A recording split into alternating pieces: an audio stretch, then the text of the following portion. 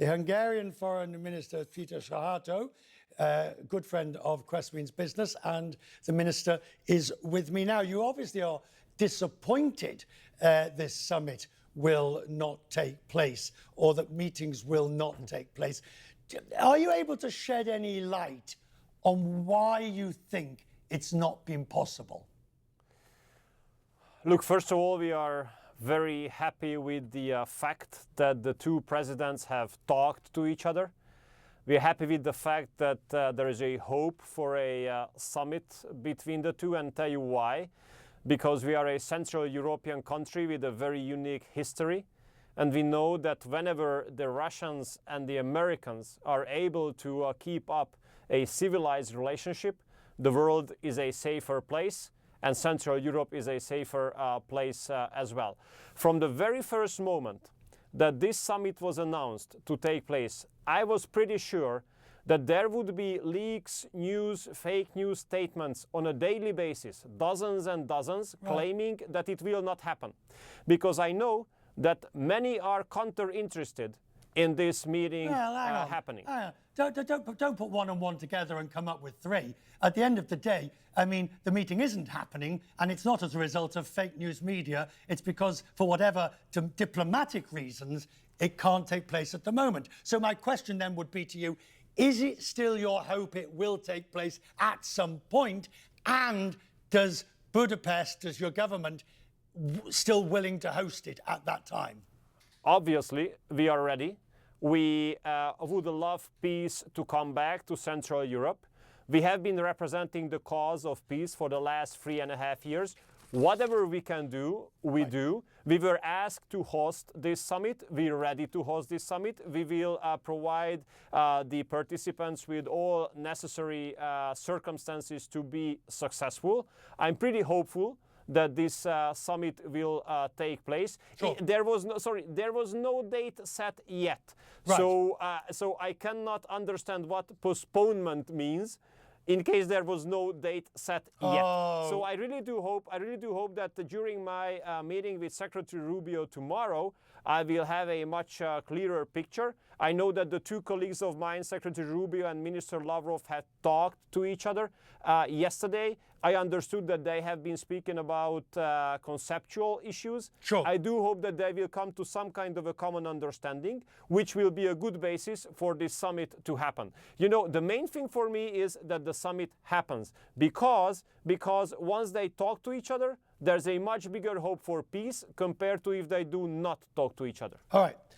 On this question of the summit, and I understand the logistics of getting President Putin into an EU country are somewhat complex because of the a warrant from the ICC. I understand that, but there's a good example of the disagreement or the split within the Union. For instance, the President of the Council, the High Commissioner, commenting on Hungary hosting it, says basically he wishes you wouldn't host it. He said it is regretful that he's actually, regarding Budapest, no, it's not nice to see that a person put to an arrest warrant is coming to a European country, said Mr. Kallas. That shows a difference of... Mrs. Kallas. Yes, I'm sorry, yes, forgive me, Mrs. Kallas. Yes, forgive me, I can't read my own writing. That shows the difference of more than just nuance. I get you want to hold the meeting, I get it. But are others in Europe, in your partnership, who are saying, no, you shouldn't?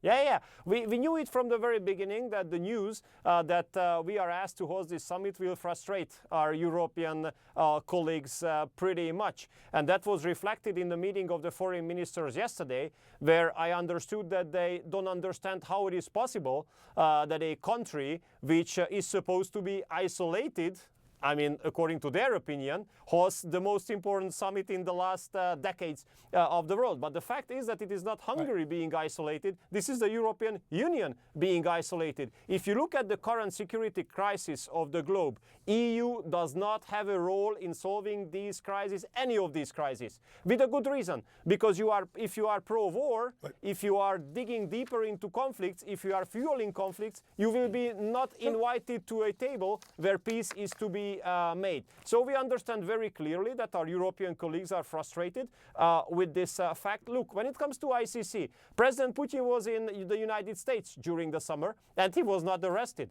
If he comes to Hungary, he's not going to be arrested either. And I do hope that those EU member states which lay on the possible flight route of President Trump to Hungary will allow him fly through because this is a hope to make peace, that the two of them meet. And if someone